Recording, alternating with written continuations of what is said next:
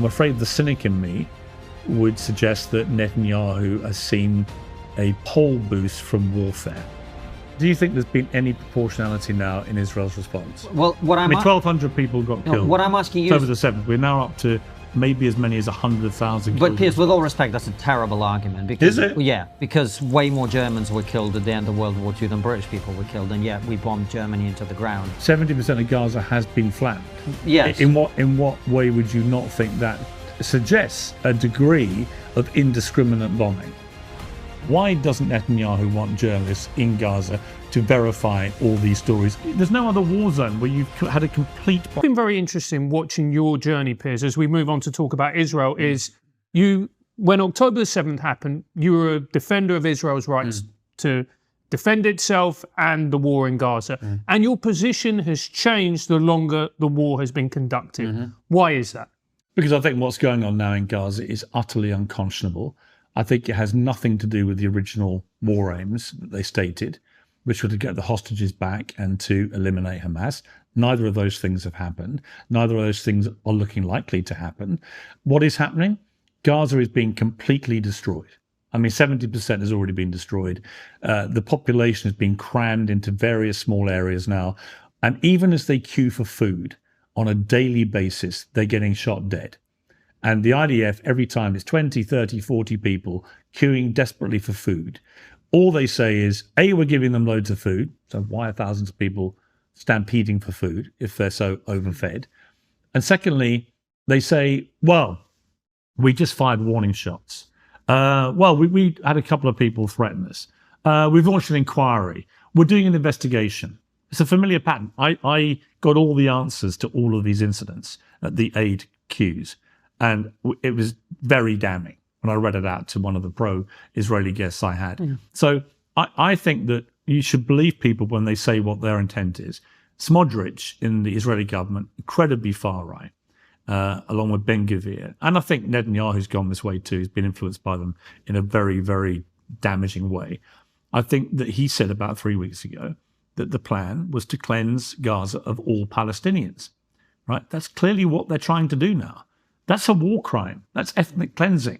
So, yeah, I absolutely support Israel at the start of this with their, not just right, but their duty to defend Israelis from any further attacks by Hamas. Unquestionably. What happened on October the 7th, one of the worst things I've ever had to report on in my life as a journalist. But that does not give them the license now, where we are right now, to just continue slaughtering so many children in particular on a daily basis as they go after, I don't know how many Hamas are left. I mean, the American intelligence says for every one they're killing, there are 5 more coming through with the same ideology. How could it not be that? I mean, given the scale of carnage in Gaza right now, how do they think Israel, the government, not the people, but how does the Israeli government think this is going to make anything safer for Israelis? It's not. Is it going to make life safer for Jews around the world? It's not. It's going to make it more dangerous. Have they got the hostages out? No. Is there indiscriminate bombing that's going on day after day after day after day? Is that likely to end up with other hostages of the remaining hostages who are alive? And of course they should be released. But we're dealing with a terrorist group. But are they going to be more at risk from this relentless bombing that's going on or not? I would say they are. So I just put it all together and I can't defend this. And I've noticed we're having more and more trouble getting pro-Israeli voices on who are prepared to actually unreservedly defend this. There are some, but a lot of the ones that were very vocal to start with no longer want to do it. And I just wonder what the average Israeli thinks about what is happening in their name. Because if this was happening here, I can assure you the British people would not put up with it. They just would not accept this being done in their name. It is unconscionable, the scale of what's going on there. They are destroying the whole of Gaza, and they want to displace every Palestinian into neighboring Arab countries. I mean, I don't know what you two think of that, but are you comfortable with them doing that? Well, I'm not comfortable with the scale of the casualties that are happening. I don't think anybody is comfortable with that, Piers. It's obviously awful.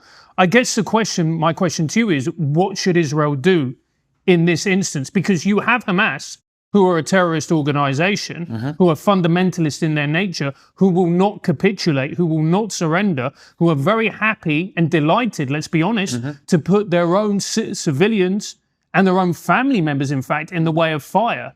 So you have an enemy that will not surrender at any point, who will always remain a direct threat to you. So what should Israel do in that instance? Well, look at what they did with Hezbollah. You know, a very similar ideology to Hamas. Right? What do they do with Hezbollah? They planned meticulously one of the most brilliant strategic military campaigns against a terror group ever seen, where for many years they formulated a plan to get pages into their hands and other devices which exploded at a signal. And they took out 3,000 of them. Right? Unbelievably surgical in its precision. Look at what they did with Iran. Right? They didn't just indiscriminately start bombing Tehran. They, again, had a very well-planned out campaign, short, in Iran, against the nuclear scientists, against the nuclear program, against nuclear sites. They persuaded the Americans to come in. It was all over in 10 days. Everyone was presuming it would be like apocalyptic World War III. Never happened. So Israel has unbelievable resources, militarily, intelligence through Mossad and others. No one can tell me that any of this makes sense. And I'll go back further to the start of all this, 2005-6, when Hamas are given power in Gaza and Israel pulls out. From that moment on, Israel, through Netanyahu, funneled billions of dollars to Hamas, right? They used most of that money to build a very sophisticated underground tunnel system for 20 years. Then 3,000 of them on October the 7th pour over the border in 3 waves over a number of hours. They kill 1,200. They wound nearly 7,000. They kidnap over 250. How did Mossad not know any of this was going to happen? These are the people that can put 3,000 pages into Hezbollah hands. These are the people that can be so precise in Iran. So no one can tell me that this makes any sense. So, Piers, what are you implying? Well, what I'm implying is, I think what you're seeing in Gaza is a rage-fueled revenge for October the 7th. And I think that's exactly what Hamas wanted Israel to do. I think they lured Israel's government, knowing there were a bunch of very far-right hotheads on that government, Ben-Gvir, Smotrich and others. I think they deliberately lured them into a trap, knowing that their own fighters could hide in the tunnels, quite happy, as you said, despicable terror group, to let the civilians get killed in the slaughter, which they knew would bring global opprobrium against Israel's government. But they lured them in with the scale of what they did. And Israel, to me, this Israeli government has fallen absolutely into the trap of responding in an over-emotional, rage-fueled manner, which has now led to indiscriminate, endless, ongoing carnage, which is making Israel more and more hated around the world. None of this, to me, makes any strategic sense in terms of how they could have responded to October the 7th and should have responded. Now, I don't have all the answers, right? I've had lots of other people who floated solutions and answers, but I do know that there's a lot of will on the part of countries like Saudi Arabia who want to do normalization of relations with the Abraham Accords with countries like Israel. But they can't do it when this is going on. This is putting back everything. And for what?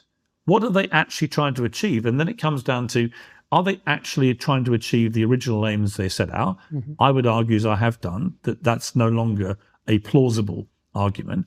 And I think we should take them at what they're saying. Smotrich has made it clear. He's a finance minister. He's not some insignificant member of the government. He's a leading driving force. He was on camera 3 weeks ago. We want to cleanse Gaza of all Palestinians. And if that happens, it will be one of the most grotesque war crimes of modern times. So the question for all of us is, what do we do about this? Right? Do you stay silent and watch this happen and literally watch Palestinians, 2 million of them, expelled from Gaza, never to come back? I mean, once you're gone, you're never coming back. And Israel to then take over that land? Is anybody happy with that? I'm not. Piers, the reason I asked you what you were implying is I don't understand the point you're making when I've heard a lot of people say this, but I don't understand what you mean when you say, how come the Mossad didn't know? How did they not know? But what are you saying? I don't understand. I'm just asking the question. How could the most sophisticated intelligence operation in the world, reputedly, and I think that's, as we've seen from Iran and Hezbollah, clearly, But those are proactive things. That's different. But actually, they're very pre-planned things. Yeah, so that's fair. No, I'm just trying to understand what you're saying. Well, I'm not saying anything. I'm just asking a question, right? I'm not saying that they knew anything. Okay. I'm actually saying that for some inexplicable reason, they missed this.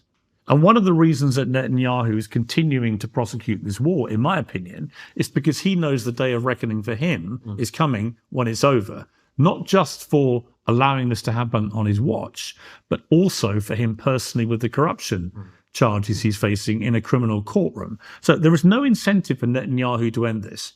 If anything, his popularity with a lot of right-wing Israelis, that his popularity has risen with sections of Israeli community because of the constant warfare.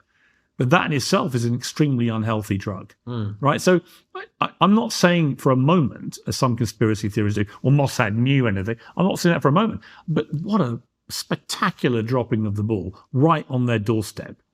And it's inexplicable.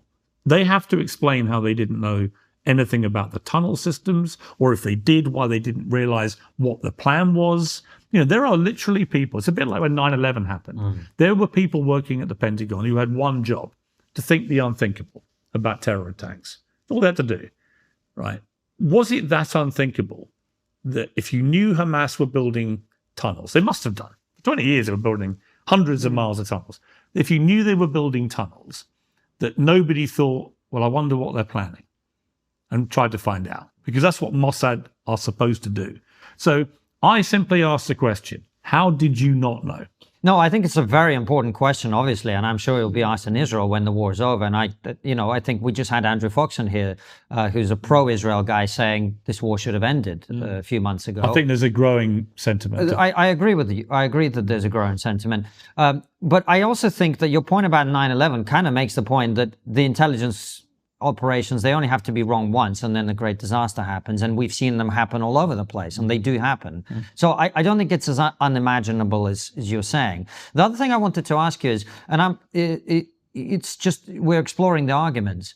Why, you've used the phrase indiscriminate bombing repeatedly. Why do you say it's indiscriminate? I'll give an example. Say they get information there's one Hamas terrorist. Right? I saw Dave Smith use this analogy, so let me give him the credit for it. If somebody murdered one of your family, okay? Horrible hypothetical, but let's assume this has happened. And you get told that one of the people who was responsible is living in a tower block with 150 people in it. Do you think it's justified to go and blow up the whole tower block and kill 149 innocent people as you kill the one person who is responsible for the loss you've suffered? There's a calculation in the laws of war where there has got to be some proportionality. There's got to be some taken of account. Do you think there's been any proportionality now in Israel's response? Well, 1,200 people got killed. What I'm asking you over the 7th. We're now up to maybe as many as 100,000. But Piers, with all respect, that's a terrible argument. Because, is it? Yeah. Is it? That's a terrible argument. I don't think it is. It is, because way more Germans were killed at the end of World War II than British people were killed, and yet we bombed Germany into the ground because we were defeating them, right? I think that is a terrible argument, but I'm trying to find out why you say it's indiscriminate. Indiscriminate means they don't care if they're just bombing a civilian building, they're just trying to flatten Gaza. Is that what you think is happening? 70% of Gaza has been flattened. Yes. In what way would you not think that suggests a degree of indiscriminate bombing? The reason that people would challenge the idea of it being indiscriminate, for example, Andrew Fox, as I mentioned, who has a very nuanced view of this, as we found out, he was saying that when he was in Gaza, what he saw was that Hamas adapted their tactics as the war went on, and when they realized that the Israeli IDF was going house to house, they then did the evacuation themselves. They pulled the civilians out and then booby-trapped every single building. So the destruction of a lot of buildings is evidence of the fact that a lot of them are booby-trapped, and that's why they're being destroyed. I'm sure some of them were. He made the point that more bombs have been dropped on Gaza than the number of people who've been killed in Gaza, which kind of tells you that it's his argument, not indiscriminate. So that's the only reason I'm asking. And I'm genuinely just wondering. I've read some of the 5-6 times as many bombs have been dropped in totality than the total power of the 2 nuclear bombs dropped in Japan. I mean, what is indiscriminate? To me, you can argue that indiscriminate means you don't care at all. I wouldn't go as far as that. Okay. But I would say that the way they have gone about targeting sometimes individual members of Hamas that they believe are in a cafe, and they just blow the whole cafe to pieces, that shows in my opinion, a reckless disregard for civilian life that is around that one person. And again, I come back to the Hezbollah thing. Why is it that they can target Hezbollah and dismantle Hezbollah in such a brilliantly sophisticated surgical strike manner, which does not involve destroying Lebanon or wiping out 100,000 Lebanese people, killing 20,000 Lebanese children? Why is it they're capable of that there, but they're completely incapable of any other war strategy here, when most people believe, who know Hamas, that this was all part of Hamas's plan, that they knew when they did what they did, this is what would happen.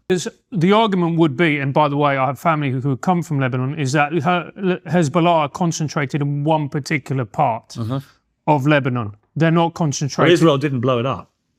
But if you look at Gaza, it's very, very densely populated, and Hamas are physically embedded within that. Sure. They have consciously embedded themselves, as we all know, within the civilians. Sure. So it's almost impossible to be able to target them. But if Hamas is showing such a spectacular disregard for its own civilian life, then I would argue that you should always, if you're in Israel's position as the only democracy in the region, and you've got the biggest military in the region, it's even more incumbent on you not to be as reckless with civilian life as the people that you're going after, right? And no one can say to me that this has been a successful strategy. It's made Israel more and more hated, right? This is indisputable. It's not me saying it. It's true. I don't hate Israel, and I certainly don't hate Israeli people, and I certainly don't hate Jewish people. One of the problems with this whole debate is that every time you criticize the Israeli government, which is probably the most far-right government in totality in Israel's history, by the way, is that somehow that makes you anti-Semitic. Yeah, people really need to stop doing that. It's so stupid. It's really counterproductive and very unwise. It really is, and actually it's completely self-defeating because no one now believes it anyway. So I just think you've got to have grown-up discussions about this. And like I say, as you know, right, for a long, long time, I was getting attacked by the pro-Palestinian side for supporting Israel's right to defend itself. I make no apology for that. And I've been attacked by extremists on both sides relentlessly. But I can't be both things that they say. I can't be a Zionist, genocidal supporting monster and at the same time be an anti-Semitic Jew hater. Welcome to the internet, Piers. But yeah, look. We're in agreement over that. And look, one of the things that I find really interesting is you using the term far right to describe the Israeli government. Why do you use that term? Because even people that I think are pretty right-wing who come on my show now distance themselves from Smotrich and Ben-Gvir. They're too right-wing even for the right-wingers who come on who I think are pretty right-wing. And that's the honest truth. And when that happens, there are very few Israelis now who will say they support Ben-Gvir and Smotrich. What they try and do, they try and diminish their involvement. They say they're not part of the war cabinet. It's meaningless. They're senior members of this government. The only reason Netanyahu is prime minister this time round, the only way he got power back was to get into bed with people that ideologically and politically he had never been in bed with before. Real hard right extremist headbangers. Let's not sugarcoat. The issue there is that even if it's true what people say, and I think it is true that they're not involved in the day-to-day decision-making of how the war goes. The problem is if Netanyahu doesn't get rid of them, that shows a tacit acceptance of their statements. Exactly. And it's very worrying, even for people who are very pro-Israel. Of course, listen, most Israelis now distance themselves from that, but these two senior members of the cabinet. It would be like saying if we were at war, it would be like saying, well, we can't listen to what, the Chancellor Rachel Reeves says because she's only the Chancellor. She's not in the war cabinet. It's nonsense. Yeah. It's interesting because, as you know, I'm someone who's always been, look, I've never even described myself as pro-Israel because I'm not pro-Israel. I just generally think, you said earlier, we in Britain wouldn't tolerate this. I don't know about that, Piers. I wonder if we'd been attacked the way Israel attacked, what would you be going on TV and saying? Would you be calling for us to bomb the shit out of whoever did it? I think so. Let's think so. Well, let's go back to... And I might be too. Well, hang on. Let's go back to the illegal invasion of Iraq. That's different. We were not attacked. Oh, hang on. Our allies were. And our main ally, America... Not by Iraq. Well, no, that's the point. So I was editor of the Daily Mirror at the time. I led the media campaign in this country against the Iraq war. I did not think they had produced the evidence of weapons of mass destruction. I did not think Saddam Hussein was responsible for 9/11. It was obviously Al-Qaeda, which had originated from bin Laden in Saudi and so on. So I wasn't buying any of it. And turned out I was completely right. I'm not trying to win awards for prescience. I'm just saying... We were against the war in Iraq as well. Before, during, and that, I campaigned very hard against it, even though my own brother was fighting in the war for the British Army, right? So it was complicated for my family, to put it mildly. And I felt very aggrieved for my brother that ultimately the reasons he thought he was fighting it turned out to be just bullshit. But the reason I think there are parallels there is you have...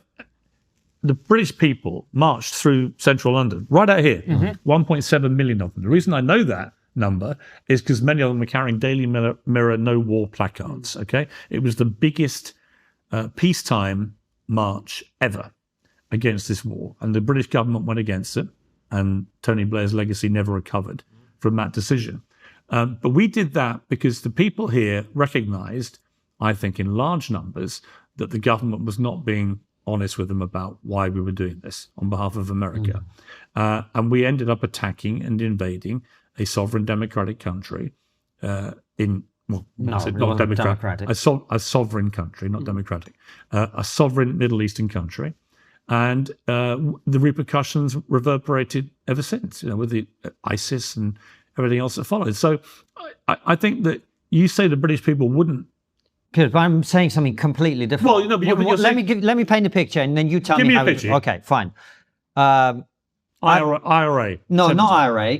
Let's say there is why not the IRA? Because it's different. Why? Because the IRA were not invading in their thousands and they were indiscriminately killing civilians. Yes, they were. But we didn't go and bomb Armagh, did we? Terrorist. We didn't. No, I agree with you. I think a terrorist attack where a pub gets blown up and lots of people tragically get killed is very different to what happened in Israel on October the 7th. And the point I'm trying to make to you is if bands of foreign terrorists from an identifiable nearby location had invaded our country, killed over 1,000 people, wounded over 7,000, had dragged off women and grandparents and babies and held them in cages, over the border, would you not be demanding that Keir Starmer or whoever is the prime minister at that time do everything possible to get those people back, to destroy the people who did this? Wouldn't you? Sure. And then when, 2 years later, nearly, they hadn't got the hostages back, they had killed up to 100,000 people, including 2/3 of those at least being civilians, 20,000 plus children, and we had destroyed 70% of the country where these terrorists came from, right? What do you think the British people would have responded with? I don't know. Remember, we attacked Afghanistan. We know how the British people responded. They didn't like it. They didn't like Iraq, right? The British people do not respond to what they think is unfairness. Americans liked Afghanistan. They had no problem. They did. Not so much anymore. They were, of course, 20 years later. Right. My point is, when you are in that situation... You can whip your people into thinking anything. Well, I don't think Afghanistan people... I don't necessarily think it was it was done in the right way. I'm just saying, when you are attacked in the way that America was attacked on 9/11... It's a perfectly reasonable question. I think we would have been okay with it. I don't think 2 years later the British public would be remotely happy with what is happening. I really don't. I really don't. And I do buy into the explanation that some Israelis have put to me that the country is still in trauma. And that when people are feeling traumatized, they can often react in an irrational way to how they would normally. So that's what I'm saying. I do think what you're seeing is a massively over. How would you best categorize it? I don't want to offend people's sensibilities about the way I term this. I just think the reaction is massively disproportionate, and it's fueled by rage and revenge. And I think that has played into the deliberate Hamas trap, which is this is what they wanted Israel to do. It's counterproductive too. I think ultimately it's been counterproductive. Whether you support their right to do it, the right to continue doing it or not, no one can argue that it's worked. So if it hasn't worked, at some point you have to stop. Otherwise, you just carry on just killing people and making your country more and more isolated and loathed. And I don't want that for the Israeli people. Piers, would you describe this as being a genocide now? Yeah, what I said on that is certainly a lot of people like Smodrich talk in genocidal language. Mm-hmm. Certainly an unbelievable number of innocent people have been killed as they've gone after Hamas. Is it a genocide? We can't be sure until the international media are allowed in to see what's actually happened, is my argument. I'm not prepared to declare something a genocide based on what I see on TikTok. It is scandalous that the Israeli government continues to ban Western international journalists from going in. It's scandalous. It's unprecedented. We've never seen this. And what happened immediately after October the 7th? The Israeli government invited the world's media to the kibbutzes to see the mayhem. But there is a slight difference because because when you invite people into the kibbutz, you're not putting journalists in physical danger. They don't care about journalists' safety. They've already killed 250 plus Palestinian journalists in Gaza. There's no way anyone can argue to me that the Israeli government cares about the health and safety of journalists. No, they don't care about the health and safety. They don't want to be blamed for them being killed. Ukraine doesn't allow journalists. Well, they don't care about being blamed for killing 250 Palestinian journalists. So but that's different. They're already there. Well, it's fine, but there's no other war zone where you've had a complete blanket ban. In Ukraine, you can't go on the front line if you're a journalist. Front line. And all of Gaza is a front line. Well, it is. It's not. It is. Of course it isn't. What do you mean? All of Gaza is not a front line. It's a tiny area. Unless you pretend it's a front line. Tell me more. Maybe I'm misinformed. I'll tell you what. No, you're misinformed. But I think that all the war correspondents I've talked to say this is unprecedented, right? They all say that there's only one reason the Israeli government doesn't want journalists into Gaza, because it doesn't want the world to see what it's been doing. That's kind of, But there's one way to prove it wrong. But hold on, Piers. But the world is seeing what's happening in Gaza. Isn't exactly the way that you said. Everyone's got a camera phone now. They have, but that to me is not easily verified. Every day, if you want to know what's happening in Gaza, there's no shortage of videos. No, you can see what people are claiming is happening. You can't be sure about the veracity of this stuff. Yeah. So you need proper international journalists with great experience of war zones to go in and do their jobs. It will be the job of their own employers to decide about the risk assessment. They'll go with their own security teams, everything else. The idea the only journalists allowed in are pro-Israeli government journalists who go embedded with the IDF for a few hours and say, nothing to see here, Gov, is ridiculous. If you've nothing to hide, let them in. Let them do their job. Do you not think that they are terrified of the idea that, a member of CNN gets killed and then suddenly they've lost even more? Rat's shit. No, I don't think they care about the journalists necessarily. I think they care about the PR. More journalists have been killed in the PR Gaza, more Palestinians than any other war in modern times. I hear you. But those are Palestinian people who are already there. They're not going to be... They're journalists. Right. You're not hearing me. Just answer my... I'm not trying to argue with you for the sake of arguing. I'm genuinely interested in your perspective. Do you not think that what Israel really cares about is the potential PR disaster that happens, if a member of CNN or the Daily Mirror or whoever gets killed in an airstrike because they happen to be standing next to something, or, as is also, I think you'd agree, likely, Hamas orchestrates some kind of event where that journalist is killed, and that is a PR disaster for Israel, and that's why they don't want journalists. No, I don't. Why not? I just don't think that's remotely... Do you not think that's a rational explanation? No, for the simple reason they've already killed 250 Palestinian journalists. They don't care about journalists. They just don't want journalists. But that's not a PR disaster. They don't want the journalists to see what they're doing. So the big question then becomes, why? Why doesn't Netanyahu want journalists in Gaza to verify all these stories of starving Palestinians stampeding for fragments of food and getting shot dead on a daily basis? 1,000 plus now, according to almost every official body, have been killed in these food lines, right? And the belief is it's the IDF killing them. Well, there's one way to verify this. Let the journalists go and investigate and do their job. I think we're going to uncover, in answer to your point, I think we're going to uncover a lot of war crimes at the end of this, which will be a stain that Israel, because of its government's actions, may find extremely hard to ever wash away. And I think that's a tragedy for Israel, who had everyone's support, not everyone's support, let me clarify that, who had broad support internationally after October the 7th, with, unfortunately, a lot of appalling. I remember walking down Kensington High Street near the Israeli embassy a day after, and there were large numbers of people in the street, cheering and all this. Celebrating. They were celebrating. It was sickening, right? So it brought out a lot of anti-Semitism, which was disgusting. It made Jewish people's lives less safe, which was disgusting. But I would argue now that the actions of the Israeli government, the longer this goes on, are having the same effect. I think they are leading to a rise in anti-Semitism, and they are leading to a rise in less safety for Jewish people around the world. So, again, I think they've played into Hamas's trap. And I think that's a great shame. And they should stop it. This war should just be stopped. And they should just politically end this. No one thinks Hamas can come back. I mean, no Palestinian guest I've had thinks Hamas will ever govern again in any way. So that's all been agreed by the Arab countries. So for God's sake, stop the killing, get everyone together, get Arab pressure now to help sort this. But this idea that Israel can simply kick every Palestinian out of Gaza and take it over, that should send a shudder down everyone's spine. Well, I can't imagine the international community would allow that to happen, Piers. It's not doing a lot to stop it.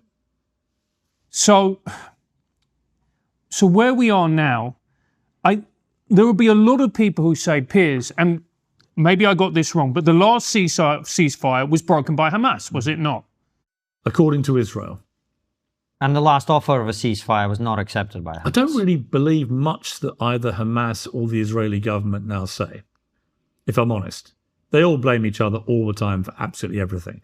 The IDF says that every single atrocity that happens is Hamas's fault. Hamas say that everything that happens that's bad is the IDF's fault. So again, there is a way to get through this. Let independent journalists come in and find out. That's the way that you get through the lies and the bullshit on both sides. But what about the ceasefire, though? Because people are trying to get a ceasefire together, and it's Hamas that's not accepting it. By the reports of those people. Says the Israeli government. No, it says the Americans. Well, there was a report recently that Smodrich a year ago, made it clear to Netanyahu if he did the ceasefire deal then that was on the table, which is a big significant one with a view to ending the war, then he would resign and bring down the government. So they didn't do it. Now, that was well sourced. If that's what happened, it's disgraceful, right? These guys, Smodrich and Ben-Gvir, don't want this war over. They want to cleanse Gaza of the Palestinians. Do you think Netanyahu wants it to be over? No, I don't. Have you tried to invite him on your show? Yeah, I interviewed him a few months before October the 7th when he came to London, and it was when he was taking on the Supreme Court and trying to reduce their power in Israel. And there were mass protests from Israeli people then. He was very unpopular. And I did about a 30, 40-minute interview with him. One of his ministers resigned while we were doing it. So he was in big political trouble. And I'm afraid the cynic in me would suggest that Netanyahu has seen a poll boost from warfare, whether it's against Hezbollah, against Iran, whether it's been against Hamas. I think he's become a war-mongering prime minister who thinks that there's no real upside to him in ending this anytime soon, because when he does, he will be held accountable for October the 7th, and he will end up in a criminal court for corruption. None of that is good if you're Benjamin Netanyahu. There's no obvious incentive to end this war. There is going to be war fatigue. There is going to be a time when the Israeli people go no more. There's no actual sign of that. And that's what's really baffling and concerning to me. And I do wonder about, said this on my show last night, what media do they watch in Israel? Because Israelis I meet here are pretty horrified by what's happening. And even the ones who are very supportive to start with have moved. Right? I don't really meet many Israelis outside of Israel. Now, I'm going to New York end of this week. It'll be interesting there. Obviously, there are more Jews in New York than any other place than Tel Aviv, right? It'd be interesting there what the feeling is on the streets there. But again, I'm hearing from Jewish friends in New York, they don't like this. They just don't see an end to it or what the point of all this is anymore. That's really the issue. Is it's becoming quite difficult to see what the point is at this point. And unless it is what Smodrich says it is. Or unless it's what you say about the leadership, which is them wanting to prolong this as far as possible. Particularly, see, the argument always was that Iran is behind all of this, and until Iran's dealt with, then this is all going to go on. Well, Iran, as much as possible, has been dealt with. So it just doesn't feel particularly productive to keep going. And it was very eye-opening for us having Andrew Fox in your chair, who's otherwise very pro-Israel, saying this should have ended a few months ago because they're not actually achieving their objectives. I mean, you've interviewed a lot of people and hosted a lot of debates on this, obviously. Have you heard a credible solution to all of this? Only political, which is the way all these things get resolved in the end. Such as? Well, let me give an example. It's not an exact parallel, but in Northern Ireland for 7 decades, they had the Northern Irish Troubles. I had family do tours in Northern Ireland. The loyalists were often just as bad as the IRA, right? And you had endless terrorism on both sides from extremists for a long period of time. And then in the 90s, you finally had new leadership. You had Bill Clinton in America take over as president. You had Tony Blair take over as president here, but actually John Major, to his credit, just before that had been instrumental in this too. You had Senator George Mitchell, who was brilliant at the same time. So a whole new set of fresh eyes look at this problem. And they managed to barrel their way somehow through to peace. And they ended up bringing in people like Martin McGuinness, former chief of staff of the IRA, to become credible politicians with Sinn Féin, who are now the number one political party in the country, right? And they've got it, and they have relative peace here now in Northern Ireland, like they've never experienced in the whole time of the Troubles. So it can be done. And there you had, it's not massively dissimilar. You've got, not a massive land area, and you've got warring factions of similar people.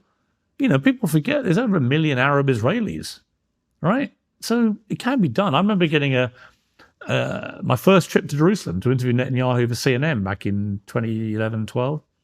And I went with my Jewish producer, and he deliberately stopped me at a cafe en route from the airport to Jerusalem. And I looked around, I thought, it's a bit weird. I said, am I missing something? He said, what? He was laughing. I said, not half the people in here are Arabs and half Jewish. He went, yeah. I said, isn't like 3 miles away, just like this would be completely unthinkable. He went, yeah. It was very eye-opening. You haven't been. It was that eye-opening. It's like, wow. Okay, so why can't this get resolved? So I think it can get resolved, but never while Netanyahu is leading Israel, and never. You got to remember how far back it goes with him. I've been in his office when he pointed to a picture of his brother who died in the raid on Entebbe. He was a captain in the Israeli Special Forces, and he teared up looking at that. Right, his dad was a massive hardliner. It's in his blood. It's in his family.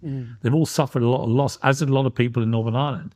But I do think the parallel with Northern Ireland is that fresh eyes came in, fresh determination, fresh will. This only gets resolved when there's a two-state solution. And does anyone seriously think Netanyahu will ever allow that? No. Piers, does anyone think there is no one who believes in a two-state solution anymore? But genuinely. All right, but there were periods when nobody thought you could ever get peace in Northern Ireland. That's fair. And I just think that it needs new leadership on the Palestinian side, new government in Israel, and you have to have a new collective will helped by other Arab countries, who I think many of them have been putting their fingers in their ears, head in the sand, hoping this all goes away. Right? That has to stop too. You've got to have a different way of looking at this. But ultimately, as I say to all my Israeli guests, give me one good reason why a Palestinian should have less human rights than you. Just give me one. Give me one good reason why it's right that Israel, whether you want to call yourselves occupiers or not, had the ability the moment this war started to turn off the electricity supplies, the water supplies, the food supplies, because you do, in a way, occupy Gaza. You may not want to admit you do, but you do, because you have the levers of power over everything. And again, why is that right? Would we put up with that in England if the French had that power over us? Talking about your bringing it home here, or something like that happened here. Would we accept that here? Would we accept another country? To accept an open border, mate. Well, we do, but we don't accept another country having the levers of power over basic essentials. It's more complicated than that. Well, I'll give you an example. Yeah. Give you an example. Right. So the Ukraine controls the supply of water to Crimea, to the Crimean Peninsula, which they cut off immediately when the war started, right? But I take your point. And I guess I'm just curious whether you've heard. See, the Northern Ireland example, I think, is a very apt one, and I really think you're right about the power of new leadership and a different perspective to approach things in a new way. And you saw that with Abraham Accords, by the way. Jared Kushner went around the Middle East, approached things from the ground up. He did great. And did a great job, right? But have you heard, forget the historical analogies, have you heard a proposal of how to deal with this current situation? Well, that you are persuaded by? Well, I've heard a proposal that the Americans would lead the rebuilding of Gaza, that you would have a new Palestinian election at some point, but the Hamas would not be able to field anyone, right? So they're done politically. So they can have no political power or governmental power. They're not going to work for Lib Dems, I imagine.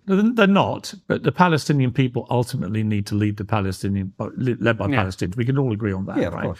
So I think, we haven't even touched on what's happened on the West Bank with the extremist settlers just grabbing any land they can, which is disgusting. That, again, these are war crimes, right? So I see war crimes on both sides here. And so ultimately, how do you resolve this? Right? A lot of the extremists on both sides believe they have a God-given right to the land they're on, right? So you're dealing with a fundamentalist view on both sides. I don't see any real ideological difference about if one side or the other sees this as their God-given land. Okay, so that's what you're dealing with.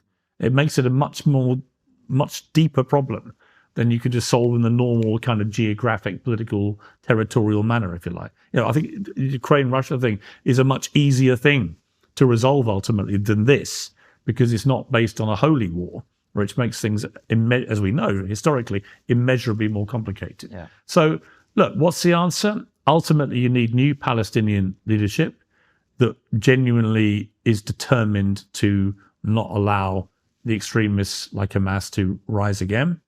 Not easy. Easier said than done, particularly when you've just had Israel killing 70 to 100,000 people. That will cause a lot of rage, I'm sure, which I believe will come back and haunt them. I hope I'm wrong. You need the Arab leaders around, particularly in Saudi Arabia, Qatar, Dubai and others, Egypt, Jordan. You need them all to get involved and to work out a way that you can create a two-state solution where the Israelis do not feel like their lives are constantly in peril, and where the Palestinians feel that they have the same human rights as their neighbors. And I don't think that's unachievable. But what it needs is really strong leadership. I mean, let's take the other parallel of Nelson Mandela when he came out of prison. He could have gone one of two ways, right? 27 years living in a 6x6 cell, he could have come out and led the mother of all revenges, couldn't he? But he went the other way. He chose a much different route than the one that a lot of black South Africans wanted him to do. They wanted him to go and kill all the white oppressors. And he went, no, I'm not doing that. We're going to unify the country, right? There's a spirit there which should be adopted too. If Israel had played this differently from the start, I think things could have been extremely different, and their reputation around the world would have been extremely different now. I think they have massively, massively overreacted in such a shockingly disproportionate manner that is ongoing, that they're losing all their friends. They're losing all their support. When even the American ambassador to Israel, who is about as pro-Israeli as you could possibly get, when even he is condemning them for criminal acts and attacking the Catholic Church there, where Pope Francis used to call every night, famously, and for attacking Christians and killing Americans. When even that's happening, right, there's a wind of change here. I think one of the things that I take your point, what you were saying, and the historical precedents and the example, that's fair enough. But also we need to acknowledge as well the Islamic fundamentalism that lies at the heart of all of this. That is a cancer that is going to be very, very difficult to get rid of. Particularly the more this war goes on, the more people become radicalized. How do you get rid of that type of ideology? Listen to what you just said. No.